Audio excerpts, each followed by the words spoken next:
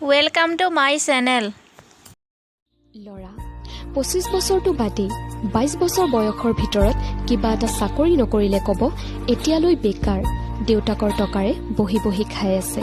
গোটেই দিনটো কাম কৰি ঘৰ অহা সময়ত ট্ৰেইন বা বাছত কোনোবা ছোৱালী বা মহিলাৰ সৈতে খুন্দা খালে ক'ব অভদ্ৰ, অসভ্য, ঘৰত মা ভণ্টি নাই নেকি?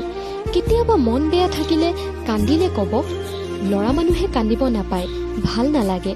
খং দেখালে অত্যাচাৰী, সহ্য কৰিলে কাপুৰুষ, প্ৰতাৰক, বদমাছ, লোভী, স্বাৰ্থপৰ, নীলাজ, কুকুৰ, এইবোৰ বিশেষণটো আছেই। এবাৰ ভাবি চাবচোন, তেওঁলোকো মানুহ, তেওঁলোকৰো ফিলিংছ আছে।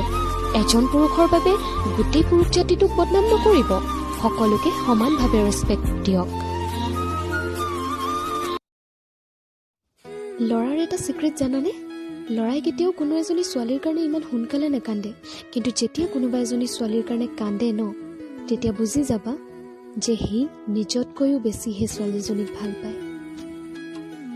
তোমাৰ ইচ্ছাবোৰ পূৰণ কৰিব পৰা অযুত ধন মোৰ নাথাকিব পাৰে, কিন্তু তোমাক অযুত মৰম দিবলৈ এখন বিশাল হৃদয় মোৰ আছে।